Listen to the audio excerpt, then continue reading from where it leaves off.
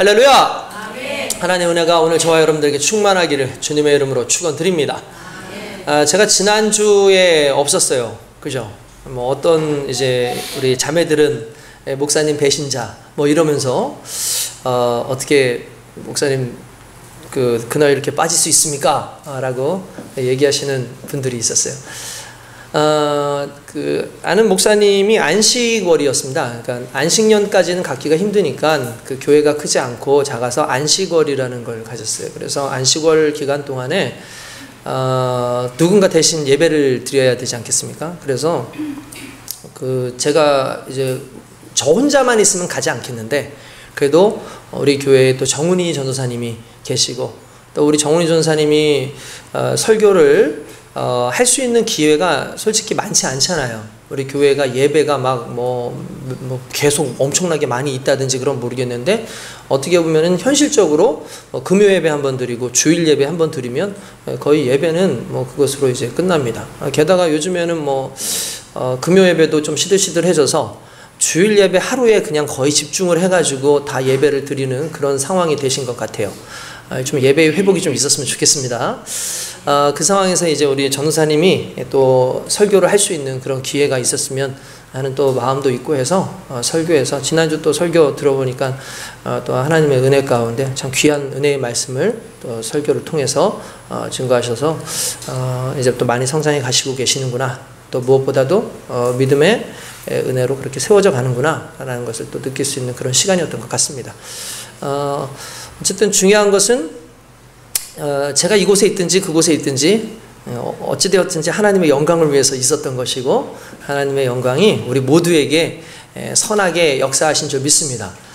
한편으로는 그곳에 가서 우리 성도들이 너무 보고 싶었어요. 그 하루 그냥 그 몇 시간 빠져 있는 건데도 불구하고 우리 성도들이 상당히 보고 싶더라고요. 그곳에 가서 반응은 상당히 좋았어요. 항상 어딜 가면 우리 성도들보다 반응은 좋아요. 우리 성도들만 반응이 별로 좀 시큰둥하고 다른 곳에 가면 반응이 좋아요. 그래서 이게 내가 자주 빠져서 딴 데를 좀 가야 되나. 그런가 하면 이제 또 다른 또 목사님들이 또 여기 와서 또 설교하시면 또 그만큼 또 사람들이 은혜 받지 않을까라는 또 그런 생각도 한번 해봤습니다. 특별히 여러분들이 많이 보고 싶었던 게 이 교회가 달라요. 문화가 다른 거예요. 색깔도 상당히 다르더라고요. 저는 이렇게 그래도 이렇게 여러분들 할렐루야 그러면 다들 아멘 하고 또 외쳐주시잖아요. 거기서 할렐루야 하는데 메아리만 쳐요. 이렇게 할렐루야 할렐루야 할렐루야 아멘을 잘 안 하시더라고요. 제가 할렐루야를 해도 할렐루야로 화답이 잘 안 오더라고요. 그래도 너무 감사한 거는 이 설교가 점점 진행되면서 아멘과 할렐루야가 계속 나오기 시작을 하면서 이분들이 조금 더 마음이 열려지기 시작을 했구나 라는 그런 마음이 있었어요. 나중에 끝나고 난 다음에 이분들하고 대화를 했어요. 그러니까 처음에는 이렇게 뭔가 너무 냉랭한 거지. 뭔가 느낌이 냉랭하고 차갑고 좀 뜨거움도 좀 부족한 것 같고 그런 감정적 표현도 별로 없는 것 같고 그래서 우리 교회 분위기하고는 좀 상당히 좀 다르다. 우리도 엄청나게 감정적 표현이 있는 건 아니지만 그래도 가면은 깔깔깔깔 거려주고 또 아멘 아멘 해주고 이렇게 하잖아요. 그런 반응들이 있는데 그런 반응이 없어가지고 그분들하고 대화를 이렇게 하는데 그래도 좋은 얘기들을 많이 끝났어요. 끝나고 나서 이제 한참에 우리 원래 친구 목사님이시거든요. 친구 목사님이 저한테 너무 좋았다고 얘기하더라. 성도들이 은혜를 많이 받았다고 얘기하더라. 너무 좋았다고 얘기하더라 라는 얘기를 해줘요. 그래서 너무 감사하다 라 얘기를 하면서 근데 그분이 그런 얘기를 해요. 우리 교회가 분위기가 좀 냉랭하지? 뭔가 좀 차갑지? 그러더라고요. 그래서 그래 맞아 좀 그런 건 있는 것 같아. 근데 그 얘기를 하더라. 그런데 그분들이 상당히 깊은 분들이야. 감정적으로 신앙생활하는 걸 최대한 배제하려고 노력하는 사람들이야 라고 얘기해요. 그러니까 무슨 말이냐면 그 순간 무슨 이야기를 하면 파르르 그게 좋아가지고 막 웃으면서 아멘을 외치는 것보다 그 말씀의 처음부터 끝까지의 맥을 짚고 그 맥을 삶에서 유지하려고 노력하는 사람들이라고 얘기를 하는 거야. 제가 그 순간에 좀 놀랬죠. 분명히 나는 설교를 한다고 뜨겁게 막 설교를 했는데 처음에는 이 사람들이 아주 간단한 말해서 이 사람 무슨 얘기를 하나 이렇게 보는 식으로 보는데 시간이 지나면서 그래도 반응은 있었지만 그래도 그분들이 어쨌든 처음부터 끝까지 감정적 반응으로 하는 것이 아니라 믿음의 반응을 하기 위해서 애썼다라는 그 모습이 저한테는 이게 상당히 큰 울림 같은 그런 상황이었던 것 같아요. 그리고 꼭 그것이 좋다 안 좋다라고 말할 수는 없어요. 왜냐하면 분명히 하나님 우리의 감정도 만드셨기 때문에 예배 드릴 때 기쁨의 감정을 들여가지고 예배를 드리는 것은 상당히 중요합니다. 근데 중요한 건 그것이 일시적 감정으로 머물러 있으면 안 되고 그것이 삶 속에서 드러날 때에만 이게 실제로 기쁨의 감정이 생기는 거죠. 그래서 저는 이런 부분에서 우리도 단순히 감정적으로 설교를 듣거나 아니면은 상황이나 현실 속에서 설교를 듣기보다는 좀 더 깊은 하나님의 것을 내가 경험하기 위해서 설교를 듣고 하나님과의 깊은 교제를 갖기 위해서 설교를 듣는 모습이 있었으면 좋겠다는 생각을 해봅니다. 오늘 저와 여러분들에게 깊은 하나님의 은혜의 말씀이 저와 여러분들에게 힘이 되게 될 줄 주님의 이름으로 축원드립니다. 할렐루야. 아멘. 그렇죠. 이렇게 아멘이 나온단 말이에요. 이게 예전에 우리 예원이가 같이 이렇게 방에 누워 있었어요. 한번 여러분한테 말씀드린 적이 있었어요. 방에 이렇게 불이 다 꺼졌는데 그날은 저희가 하얀색 이불을 덮고 있었어요. 하얀색 이불을 덮고 있었는데 우리 예원이가 딱 하는 얘기가 아빠 우리가 하얀색 이불을 덮고 있는데 방이 왜 이렇게 어두워? 라고 얘기를 하는 거예요. 그러니까 이게 분명히 하얀색이니까 밝은 색이라고 생각을 한 건데 그래서 제가 한마디 한 거죠. 이게 하얀색이지만 이게 하얀색으로 보이려면 불을 켜야 돼. 불을 켜야지 이게 하얀색인지 아닌지 알 수 있어 라고 얘기를 했어요. 그러니까 이 이불이 아무리 밝고 이 이불이 아무리 하얗다 할지라도 이 이불이 하얀지 검은지를 알기 위해서는 빛이 있어야 되는 거예요. 여러분 우리는요 오늘날 삶을 살아가는데 끊임없이 우리의 색깔을 이야기 많이 해요. 나는 내 아이의 색깔을 내길 원한다. 여러분들의 색깔을 좀 가지고 살아라. 이것도 저것도 아니고 왜 그렇게 사냐. 여러분들의 색깔을 가지고 살라고 그렇게 얘기를 합니다. 우리가 색깔을 가지고 살아가는 것은 상당히 중요하지만 정말 안타까운 것은 색과 색이 더해지고 더해지면 어떻게 되죠? 검은색이 돼요. 색은 노란색이에요. 파란색이에요. 그리고 좀 밝은 색으로 했다고 쳐봅시다. 이런 색깔들을 이왕이면 모아놓으면 좀 더 좋아지지 않을까라고 생각을 하겠지만 색과 색은 합해지면 어두운 색이 점점 됩니다. 그런데 여러분 보라색 빛깔 그리고 빨간색 빛깔 파란색 빛깔을 한 곳에 조명으로 비추는 순간에 어떻게 될까요? 무슨 색이 나올까요? 흰색이 나와요. 환한 색이 나와요. 여러분 이게 무엇을 의미하냐면은 색깔에 의지해서 사는 게 우리고 색깔을 나타내는 게 우리의 삶일지 모르겠는데 중요한 건 색깔이 뭉쳐져서 좋은 것이 나오는 게 아니라는 거예요. 우리의 색깔들이 뭉쳐져서 좋은 것이 나오는 것이 아니라 여기서 우리는 한 단계만 좀 더 나갔으면 좋겠어요. 뭐냐 하면 우리의 빛깔. 주님께서 우리에게 뭐라고 말씀하셨습니까? 너희는 세상의 빛이다. 너희는 세상의 빛이라고 하는 이유는 뭐냐면 우리가 모여진 곳에서 우리의 어두움도 있고 부족함도 있고 연약함도 있지만 우리가 함께 모여지는 그곳에서 밝은 그리스도의 빛이 나타나는 거죠. 그리고 그 빛이 나타나는 그곳에서 세상의 사람들의 색깔도 드러나게끔 되어 있는 거예요. 오늘 저와 여러분들이 색깔로 살아가기보다는 저는 그리스도의 빛깔로 살아가기를 원합니다. 그것이 저와 여러분들의 삶의 정체성인 거죠. 이 정체성이 사라지면 실제로 여러분 우리의 삶이 참 쉽지가 않아요. 우리의 정체성이 무엇입니까? 오늘 본문 말씀을 통해서 하나님께서 주신 우리 인생의 정체성은 뭐냐면 우리는 하나님 그리스도 예수 안에 달려있는 가지다. 이게 우리의 정체성이에요. 결국 우리가 가지라는 것은 무엇을 의미하는 겁니까? 나로부터 시작되는 것이 아니라 하나님이라고 하시는 그리스도 예수로 말미암아 그 은혜로 말미암아 우리의 삶 속에서 열매 맺게 하는 은혜가 나타나는 것이니까 결국 나의 노력이나 나의 애씀을 통해서 내가 무엇인가 되는 존재가 아니라 결국 내가 하나님과 함께하고 그리스도와 함께함으로 말미암아 내 인생이 열매도 맺게 되어지는 것이고 내 인생이 온전한 삶을 산다는 거죠. 여러분들에게도 말씀드렸지만 우리는 빛깔이지만 우리의 빛은 반사체라고 얘기를 드렸죠.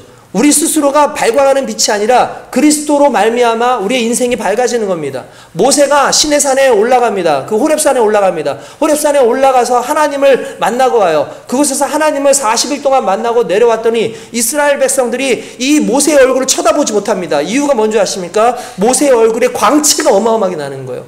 두려웠어요. 그 광채는 마치 하나님의 광채 같은데 그 광채를 보고 온 이 모세의 얼굴에 하나님의 광채가 동일하게 묻어 있는 거죠. 이스라엘 백성들이 두려워할 만큼. 마찬가지인 거예요. 모세는 아무리 가도 화날 수 없습니다. 오히려 그는 그 광야 생활 속에서 따가운 그 태양빛을 받았기 때문에 아마 얼굴도 검했을 것이고 그의 몸도 모두가 대부분 타있지 않았을까라는 생각을 합니다. 그럼에도 불구하고 그거와 상관없이 그의 얼굴에서 광채가 나고 그가 밝을 수 있었던 건 그가 하나님을 만나고 하나님을 대면하고 하나님의 영광의 빛이 그 삶 가운데 왔기 때문에 나타날 수 있는 거죠. 여러분들 오늘 우리가 왜 세상 가운데 빛으로서 살지 못하냐면 끊임없이 하나님의 빛을 받지 못하는 거예요.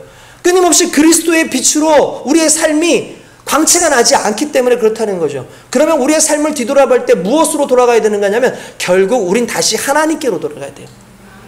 여러분 우리의 기쁨도 마찬가지입니다. 왜 기쁨이 사라져 갔겠습니까? 원래 기쁨은 하나님의 것이에요. 원래 기쁨은 그리스도 예수의 것이에요. 근데 그리스도 예수와 함께함으로 말미암아 그 기쁨이 우리 삶 가운데 왔는데 내 삶 가운데 하나님보다는 이제 그 기쁨을 유지하고자 하는 나의 노력과 나의 애씀으로 말미암아 기쁨이 아니게 되는 거죠.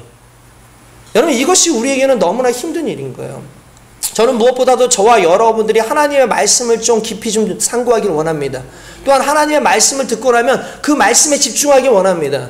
제가 이렇게 여러분들한테 설교를 하는데 과연 제가 하는 이 설교에 여러분들은 어떻게 반응하는지가 상당히 참 궁금해요. 왜냐하면 제가 늘 얘기하지만 제가 오늘 한 가지 주제로 설교를 해도 목장 모임 때도 그렇고 뭐 다른 모임 때도 그렇고 무슨 얘기를 하면은 다양한 이야기들이 막 나와요. 또 어떤 분들은 심지어 내가 하지 않은 이야기까지 나오는 거예요. 그런 모습들을 보면서 야, 참 희한하다. 나는 오늘 이 말씀을 증거했는데 왜 그럴까? 그게 왜 그러냐 하면 우리는 삶이라는 것을 우리의 삶에 투영하기 때문에 그래요. 내가 말씀을 증거하지만 사람들은 내가 듣고 싶은 대로 들어요. 내가 말씀을 증거하지만 그 말씀을 여러분들의 삶에 적용시키기 위해서 노력을 하는데 중요한 건 말씀이 삶을 적용하는 게 아니라 삶을 그냥 이제 말 그대로 그 삶의 말씀을 이렇게 편한 대로 잘라가지고 넣으려고 하는 그 모습이 나타난다는 거죠. 어떤 형제가 그런 얘기를 합니다. 내가 지금 오랫동안 하나님을 믿었는데 하나님이 안 계신 것 같다라고 그렇게 얘기를 하는 거예요.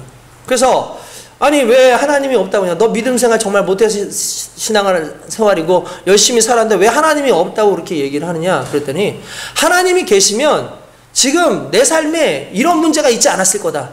하나님이 계셨으면 나는 이런 상황이 더 좋았을 것이고 하나님이 계셨다면 내가 이렇게 가난하지도 않았을 것이고 하나님이 계셨다면 내 인생이 이러지 않았을 텐데 왜 그런지 모르겠다 라고 하면서 하나님이 그래서 안 계신 것 같다라고 얘기하는 거예요. 근데 제가 놀랬던 게 뭐냐면 그게 모태신앙 뭐 그럴 수 있다 이게 놀란 게 아니라요. 저는 한 번도 그런 얘기를 한 적이 없어요. 저는 한 번도 하나님이 우리를 부자 만들어 주신다고 한 적 없었고 저는 한 번도 하나님께서 우리에게 고난을 안 주신다라고 말한 적 없어요.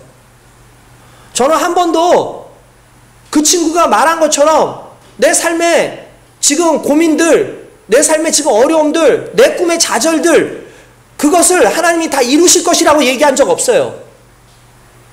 저는 우리 믿는 사람들은 우리의 정체성을 지키기 위해서라도 고난을 받을 수 있다.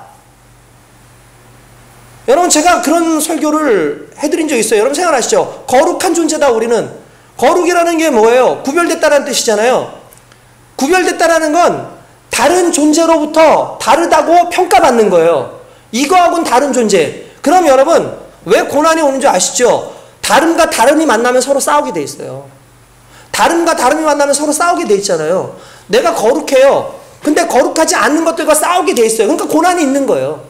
그러니까 예수 믿는 사람들은 고난이 있어요. 그게 당연한 거예요. 이게 정체성이에요, 우리의. 근데 저는 한 번도 그렇게 설교를 하지 않았어요. 왜 우리가 신앙생활 열심히 하면 하나님이 돈 주신다.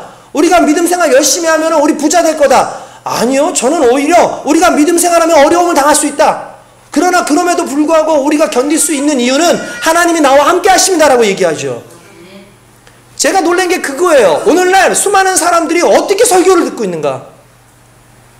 저는 그렇게 설교하지 않았고 저는 본문 말씀을 그렇게 가르치지 않았는데 어느 순간 수많은 사람들이 자기 의식대로 자기의 삶대로 적용을 해가지고 그 말씀을 듣고 이야기하는 거예요. 그러니까 하나님의 말씀보다 자기의 삶이 더 큰 거죠. 하나님의 말씀보다 자기의 상황이 더 큰 거예요. 내 삶에는 하나님의 말씀이 우선이 아니라 지금 내 상황에 이걸 어떻게 해결할까가 더 우선이다라고 생각하는 그 순간에 정말 우리의 삶이 무너지는 거예요. 근데 여러분, 이게 더 큰 문제가 뭔지 아십니까? 결국 그게 우리의 구원의 기쁨까지 날려버린다는 거예요. 여러분들이 지금 듣고 있는 이 말씀이 여러분들의 삶의 말씀이 맞습니까? 여러분들의 삶에 적용해야 되는 말씀이 맞습니까? 제가 끝나고 나서 목장 모임을 하고 우리가 대화를 하면서 이렇게 말씀을 했으니까 여러분들 정말 하나님 앞에서 좀 살아봅시다. 우리 얘기를 하지만 살아보지를 않아요. 적용하지를 않아요. 오늘날 기도를 못하는 이유는 기도부터 하지 않아요. 우리 삶에서 기도부터 하면 기도가 생활화되죠. 기도부터 하면 하나님께서 그 기도를 이루시는 역사를 경험하니까 또 기도가 나와요. 근데 기도하지 않고 다른 거 다 해보고 마무리에 이제는 기도나 하자 이러고 있으니까 항상 우리의 삶에 문제가 생길 수밖에 없는 거죠. 항상 우리가 먼저 붙잡아야 될 것이 무엇인지, 그리고 하나님의 말씀을 어떻게 적용할 건지에 대해서 여러분들 끊임없이 생각을 해야 됩니다. 그래야지 멋진 삶이 나와요. 그래야지 크리스찬의 삶이 나오는 거예요. 그래야지 그게 삶에 적용이 될 수 있어요. 예전에 여러분 싸이 얘기 한번 해드린 적 있죠. 저는 그게 너무 인상적이어가지고, 싸이가 작곡을 해요. 작곡을 한대요. 그러면 중간중간에 자기가 마음에 안 드는 부분이 있잖아요. 그러면 그걸 고치잖아요. 그죠? 근데 고치는 방법이 딱 하나예요. 이 사람이 어떻게 고치냐면 노래를 하면서 춤을 춘대요. 노래를 하면서. 그러니까 새 노래잖아요. 그러니까 이 사람은 이제 댄스 가수잖아요. 그죠? 댄스 가수니까 댄스를 해야 된단 말이에요. 막 댄스를 추면서 한대요. 근데 갑자기 스톱, 여기 아닌 것 같아. 왜 그러냐면 댄스를 하는데 재미가 없더래요. 막 춤을 추다가 이거 아닌 것 같아. 고친대요. 왜 그러냐면 이게 감정이 안 오더라는 거예요. 그러니까 이 사람은 다 뭔가를 만들어 놓고 난 다음에 그거에다가 자기 몸을 맞추는 게 아니라 그걸 노래를 직접 불러보면서 그걸 하면서 그 순간순간 곡을 고치고 리듬을 바꿨더니 리듬이 바뀌니까 갑자기 막 편해지고 춤도 너무 재밌어지고 이렇게 되더라는 거예요. 여러분, 저는 그거에서 좀 나름대로 인사이트를 얻은 게 뭐냐면 우리 삶이 그렇다는 거예요. 우리 삶이요, 적용하지 않고 그냥 원론만 가지고 이렇게 한번 살아보자 라고 생각만 하면 재미가 없어요. 생각만 하면. 근데 이걸 내 삶에 맞춰가면서 하나씩 맞춰가고 잠깐만, 이게 기쁨이 없어. 그러면 뭘 찾아보면 되냐면 이 기쁨이 왜 없을까? 간단해요. 기쁨은 어디로부터 온다고요? 하나님께부터 와요. 그러면 지금 이 기쁨이 사라진 이 영역은 하나님이 주신 영역이 더 클까? 내가 간 영역이 더 클까? 체크하는 거죠. 그리고 나서 그 영역 속에서 하나님의 영역보다 나의 영역이 더 크다면 자연스럽게 그걸 포기할 수 있을 때의 기쁨이 회복되는 거예요. 할렐루야. 여러분, 결국 우리의 삶에 주어지는 수많은 문제들, 어려운 문제들, 그 문제들은 문제가 아니라 그냥 삶이에요. 그냥 그건 삶이에요. 그걸 문제라고 생각할 필요 없어요. 왜냐하면 그건 나의 삶이고 내게 주어진 것이고 그 안에서 우리는 어차피 그걸 견디면서 살아갈 겁니다. 그리고 견디면서 살아가는 그 과정 속에서 하나님과 함께하는 기쁨을 누릴 것이고 그 하나님과 함께하는 기쁨이 우리 삶 가운데 열매로 맺혀지는 귀한 역사가 일어날 줄로 믿습니다. 그런데 문제는 또 무엇이냐면 이 하나님께 주신 이 기쁨과 즐거움이 어느 순간에 그래, 하나님 주신 즐거움 맞지? 생각하고 살아가다가 갑자기 이것이 싹 바뀌는 순간이 와요. 그게 뭐냐면 이런 겁니다. 제가 며칠 전에 어떤 영상을 하나 봤는데 거기에 붉은 털 원숭이를 데리고 이제 퍼즐을 맞추는 그런 실험을 했던 어떤 과학자의 이야기가 나왔어요. 그 내용은 이런 겁니다. 붉은 털 원숭이, 어린 원숭이들을 어떤 케이지 안에 넣어놓고 거기다가 퍼즐을 놔뒀대요. 근데 그 퍼즐은 이렇게 퍼즐을 맞추면 열쇠가 딱 열리게끔, 아무것도 없어요. 그냥 열쇠가 그냥 열리는 거예요. 이렇게 뜨걱 하고 이렇게 그냥 이게 뭔가 이렇게 기계가 열리는 거예요. 이 원숭이 3마리가 4마리가 앉아가지고 그거를 막 만지면서 하는데 이게 딱 되니까 순간 딱 열리니까 얘네들이 좋아가지고 깍 치면서 막 춤을 추는 거야. 그러더니 또다시 와가지고 그 열쇠를 지네가 닫아요. 또 버튼을 막 가지고 이 퍼즐을 맞추니까 이게 또 열리는 거예요. 그러니까 또 좋아가지고 야 하고 막 소리 지르면서 막 좋아가지고 오더니 또 뭐는데 그거를 막 하루에 10몇 번을 하더래요. 지네들끼리. 막 그게 너무 재밌어가지고 막 그렇게 한 거죠. 근데 조금 있다가 다른 케이지에 있는 몇 마리들을 데리고 와서 이 안에다가 놓고 나서 이번엔 어떻게 하냐면 이렇게 했대요. 원숭이가 막 이거를 하다가 열렸잖아요.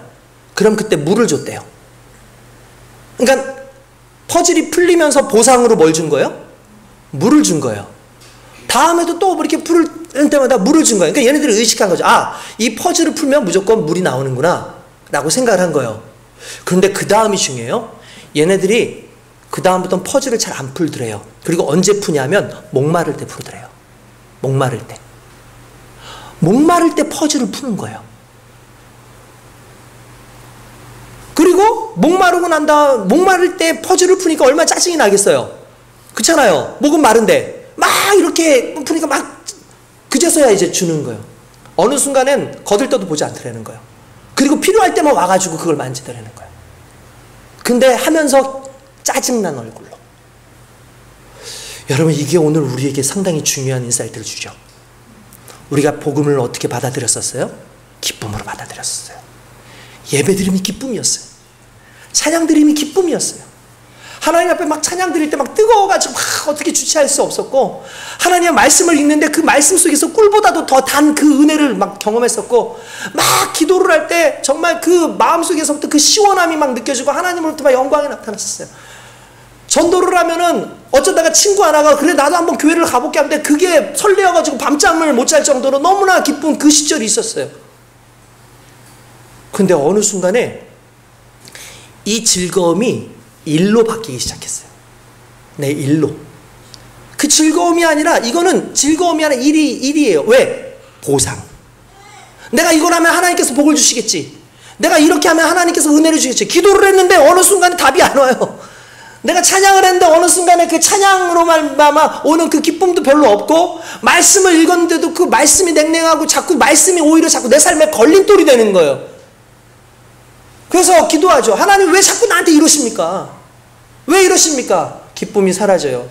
여러분, 왜 그렇습니까? 우리는 기쁨을 즐기는 생활에서 어느 순간 기쁨을 일의 영역으로 가져온 거예요.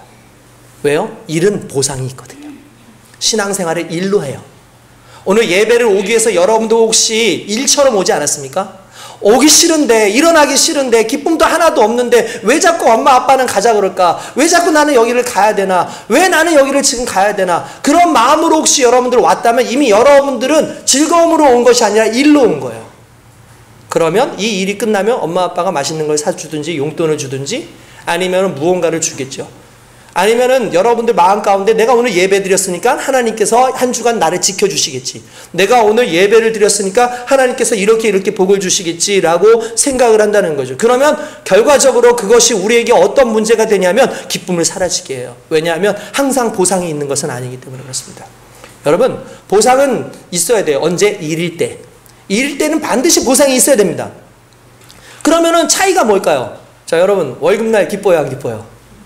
아, 기뻐요, 안 기뻐요? 월급날 행복하죠? 우리 당장에 인천에 원장님 얼굴에 만면 미소여서 그냥 생각만 해도 기뻐. 월급은 받는 그 생각만 해도 기뻐. 자, 월급 받는 거 근데 다음날 회사를 가야 돼요. 기뻐요, 안 기뻐요? 그럼 이걸 바꿔볼게요. 하나님이 여러분들한테 복을 주셨어요. 기쁘다. 하나님께서 이런 막 감사할 걸 넣어주셨어. 너무 행복하다. 자, 근데 교회 가야 돼요. 기뻐요, 안 기뻐요? 기뻐요? 아멘이에요. 근데 안 기뻐요. 왜요? 일이라서 그래요. 회사는 일이잖아요. 그리고 일한 만큼 보상을 받는 거잖아요. 근데 어느 순간에 우리가 기쁨이 왜 사라진지 아시겠어요? 우리는 은혜를 일로 만들어놨어요. 우리의 믿음을 일로 만들어놨어요. 우리의 즐거움이, 기쁨이 어느 순간 일이에요. 이렇게 해야지만 한다라고 하는 나름대로 자기의식이에요. 이거를 좀 쉽게 말하면 이런 거예요. 시작되어진 하나님에서부터 이제는 내가 시작을 해야 된다라는 생각을 하는 거예요. 원래 하나님께서 은혜를 주신 거죠. 여러분, 포도나무의 비유가 왜 중요한 줄 아십니까? 포도나무의 비유는 우리의 무능이에요. 신앙인의 무능, 믿는 자의 무능이에요. 우리가 하는 건 딱 하나예요. 나무에 붙어 있는 거. 하나님은 우리를 포도나무를 키우는 일꾼으로 부르지 않았어요. 이게 여기서 지금 예를 드는 겁니다. 하나님은 우리를 여기에서 포도나무라고 하지 않았어요. 우리를 그냥 포도나무 가지라고 얘기했어요. 그 말은 무슨 말이냐면 우리가 일해서 우리가 노력해서 우리가 애써가지고 열매를 맺는 존재가 아니라는 거예요. 근데 우리는 내가 애쓰고 노력하고 그래야지만 열매를 맺는다고 생각을 하는 거죠. 근데 열매에 대한 착각이 있어요. 왜 열매에 대한 착각이 뭘까요?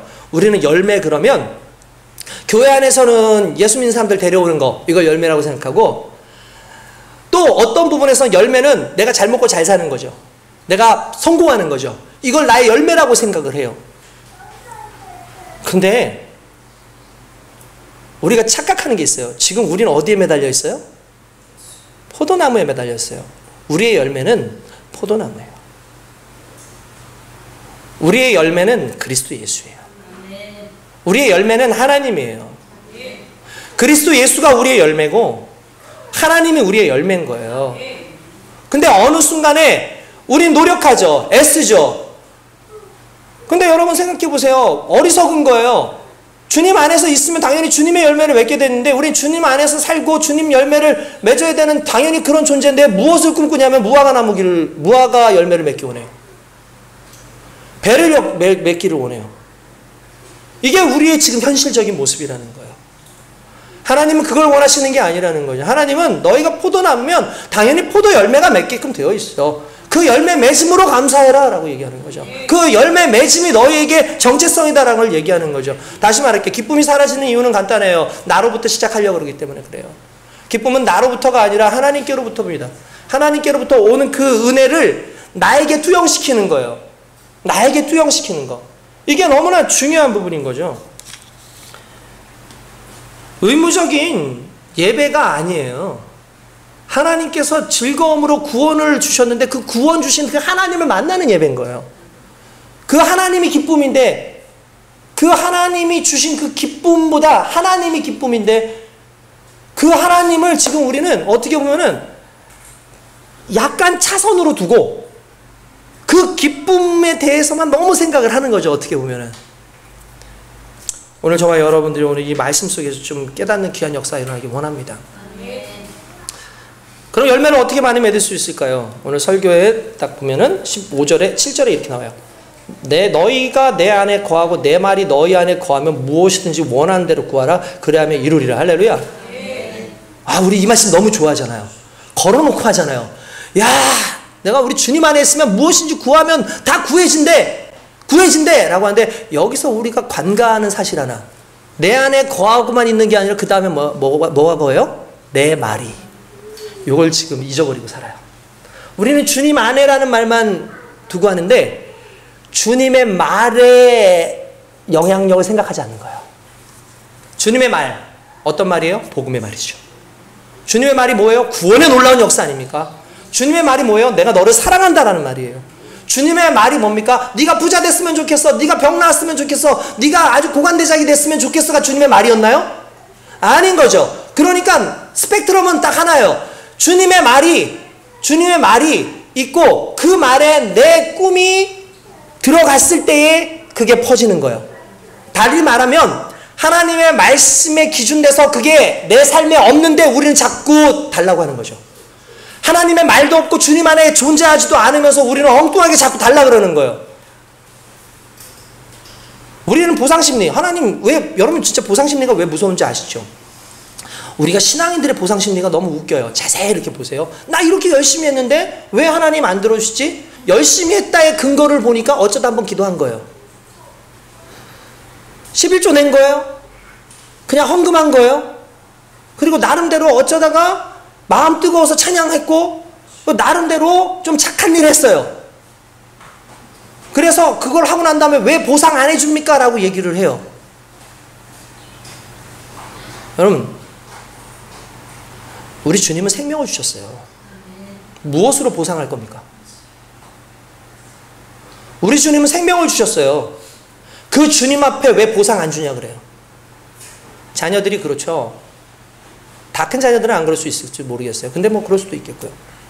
부모가 모든 걸 다 아이한테 해주시죠. 그 아이는 느끼지 못할 거예요. 왜냐하면 평소에 항상 봤던 거라서. 자각을 못하는 거죠. 근데 어느 날 이 아이가 부모한테 잘해줬어요. 그리고 부모한테 그래요. 내가 그렇게 해줬으니까 엄마 빨리 줘. 안 해줬어요. 원망해요. 불평해요. 짜증내요. 그죠? 우리의 착각이 뭐냐면 우리가 돈 주고 살 수 없는 하나님의 큰 은혜가 우리한테 왔거든요. 그 은혜를 너무 가볍게 여겨요. 그 은혜에 하나님의 그 가슴을 우리는 너무 가볍게 여겨요. 그래놓고 하나님이 이렇게 크게 하시는 건 당연한 거고 나는 이렇게 한 거 얼마나 어렵게 하는 줄 아세요? 그러니까 보상해 주셔야죠가 이게 우리의 신앙의 모습인 거예요. 그래서 우리의 정체성을 다시 한번 살펴봐야 돼요. 나는 내 의로 내 노력으로 구원받은 존재가 아니라 철저하게 하나님의 은혜로 구원받은 존재입니다. 그게 항상 우리의 삶의 우선으로 있어야 돼요. 그 우선이 있을 때 그것을 붙잡고 그 안에서 기쁨을 누리고 하는 것, 이게 얼마나 감사한 일입니까? 이게 너무나 소중한 일이죠. 지난주에 솔로몬 이야기 하셨잖아요. 솔로몬이 정말 하나님을 사랑했지만 세상적으로 살아갈 수밖에 없는 그의 모습에 대해서도 이야기하시는 그런 부분 나옵니다. 근데 그 말씀을 듣고 나서 한 가지 더 제가 재미있는 상황에 비교할 수 있는 건 하나였어요. 뭐냐면 솔로몬은 모든 걸 다 이룬 사람이에요. 당시에 나라의 영토도 솔로몬 때 어마어마하게 넓혀놨고요. 솔로몬 때 아주 부강한 나라라서 금전적으로도 그렇고 금도 어마어마하게 해서 솔로몬의 그 성전 안에다가 그 성정 창고에다가 온갖 금은보화를 다 갖다 놓을 정도로 대단했어요. 인기도 얼마나 많았는 줄 아시죠? 시바의 왕 와가지고 그에게 뭐 이렇게 칭찬을 하고 그와 동맹하기를 원하는 그런 모습들도 있잖아요. 어마어마하게 대단해요. 그러니까 솔로몬은 더 이상 이룰 게 없을 만큼 어마어마한 것들을 가지고 있는 사람이었어요. 그런데 타락하죠. 왜 그렇습니까? 하나님이 주신 것을 가지고 있었지 하나님이 없었어요. 그런데 다윗은 가지고 있는 게 없었어요. 다윗은 항상 도망 다녔어요. 다윗은 항상 피해 다녔어요. 다윗은 심지어 자기 아들한테도 죽을까 봐 도망 다녀야 되는 그런 신세였어요. 근데 다윗이 한마디 합니다. 여호와는 나의 목자시니 내가 부족함이 없으리로다. 무슨 말입니까? 여호와께서 이거 주셔서 나는 부족함이 없다. 하나님께서 이렇게 하셔서 부족함이 없다가 아니라 여호와는 나의 목자시기 때문에 내가 부족함이 없다. 그래서 나중에 성경은 이렇게 말합니다. 솔로몬의 길을 따라라는 말은 한 번도 안 나와요. 그 위대한 솔로몬, 지혜의 왕인 솔로몬인데도 성경에 솔로몬을 따라가니라 한 말이 없어요. 근데 성경에 누누이 나는 다윗의 길대로 행하니라. 다윗의 길대로 행하니라. 다윗의 길대로 행하니라. 다윗은 가진 것도 없고 대단한 것도 없고 아무것도 없지만 그에게는 하나님이 있었어요. 그게 다윗의 길인 거예요. 오늘 하나님께서 우리에게 그렇게 말씀하시죠. 너희가 가는 그 길 안에 내가 있느냐? 너희가 맺고자 하는 그 가지에 맺혀진 것이 내가 맞니? 맺혀지겠죠. 당연히 맺혀지겠죠. 근데 우리가 꿈꾸는 것은 동상이몽이에요. 하나님은 포도나무를 내가 열매 맺기를 원하는데 나는 무화과나무 맺기를 원하는 거죠. 이 동상이몽의 삶을 사는데 어떻게 기쁨이 있을 수 있어요? 아니 하나님은 이걸 나에게 구원을 주시겠다 그러고 천국을 주시겠다 그러고 내 삶의 주인이 되어 주시겠다고 하는데 아니 하나님 그거 말고요 하나님 저 그거 필요 없고요 하나님 저는요 일단은 이렇게 되기를 원해요. 아니 나 좀 부유했으면 좋겠고요 나 좀 잘 나갔으면 좋겠고 이거 원해요. 행복하겠어요? 안 행복하죠. 예전에 여러분 천국의 아이들인가? 아무튼 달리기 저는 그게 너무나 기억이 항상 나요. 그 딸아이가 이란 영화인데 딸아이하고 오빠하고 가다가 어느 날 오빠가 신발을 잃어버린 거예요. 신발이 없잖아요. 학교를 가야 되는데. 다행인 건 오빠는 오전 시간이고 딸은 오후 시간이야. 그러니까 얘가 학교를 이제 동생 신발을 빌려 신고 운동화를 빌려 신고 막 이렇게 갔다가 온 거죠. 갔다가 왔는데 이 동생한테 신발을 주면 또 동생이 그걸 또 신고 가고 막 이런 식의 뭐 어떤 영화였어요. 그래서 신발을 너무나 항상 갖고 싶은 거예요. 신발을 너무 갖고 싶은 거예요. 근데 육상 대회가 마라톤 대회가 열리기로 했어요. 마라톤은 아니죠. 그러니까 원래 일하는 마라톤이 없어요. 아시죠? 이란은 마라톤 전쟁에서 패했기 때문에 자기의 패전을 드러낼 수 없기 때문에 마라톤이라는 걸 출전을 안 해요. 이란은. 페르시아가 이란이니까. 그런데 어쨌든 달리기 대회가 있어요. 달리기 대회 하는데 달리기 대회 상품을 딱 보니까 1등은 뭐 추리닝, 2등은 뭐 하더니 3등이 운동화예요.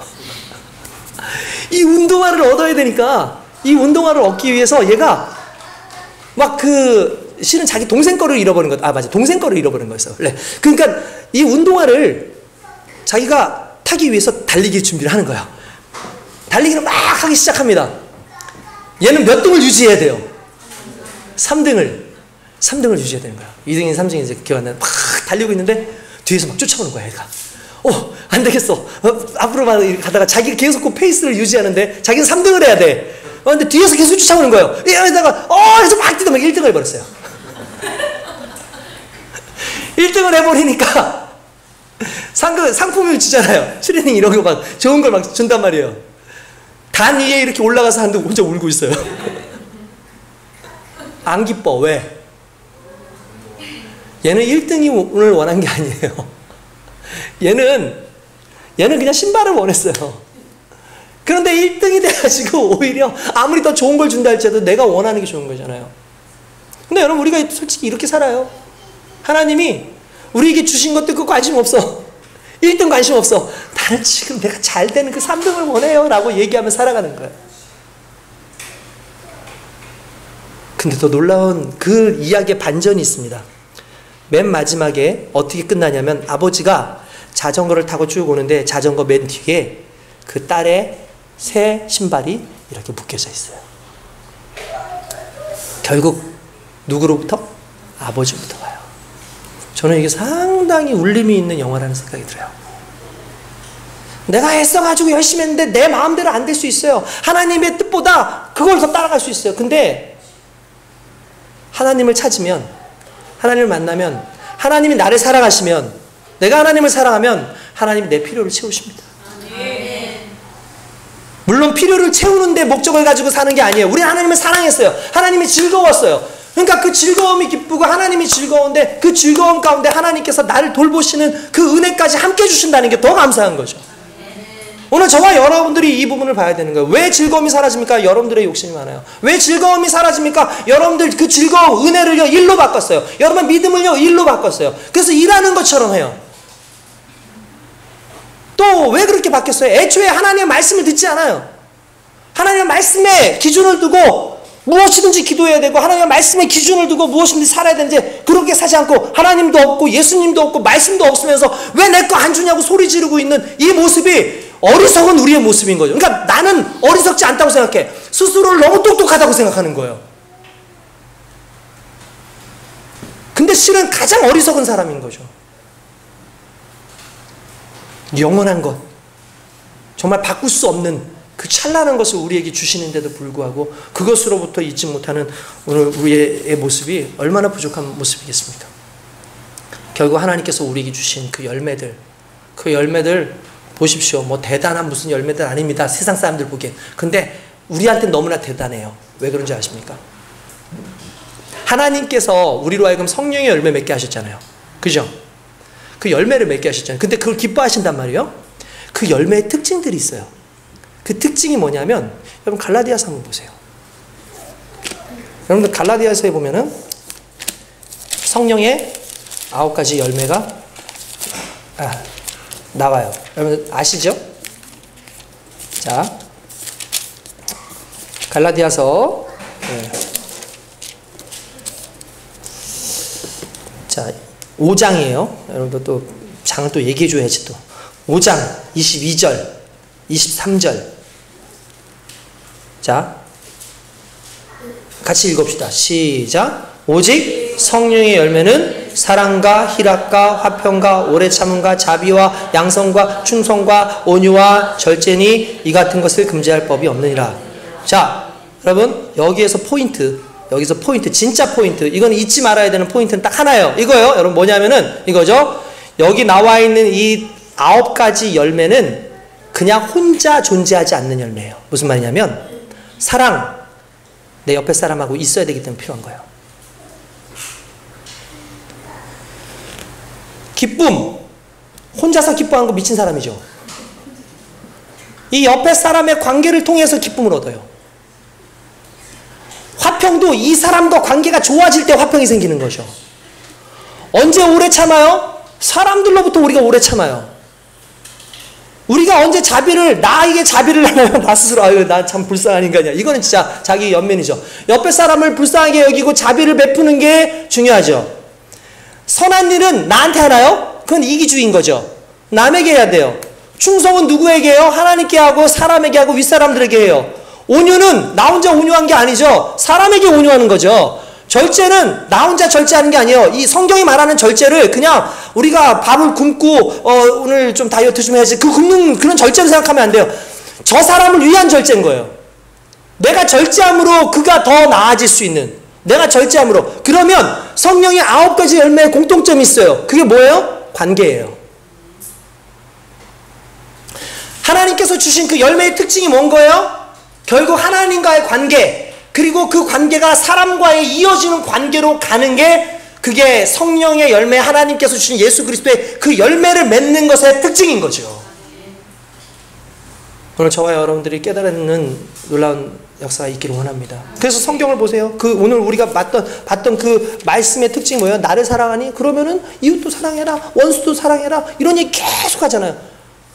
그 계명, 새로운 계명 줄게. 그게 뭐냐면 하나님을 사랑한 것처럼 이제 이웃을 사랑해라 라고 하잖아요.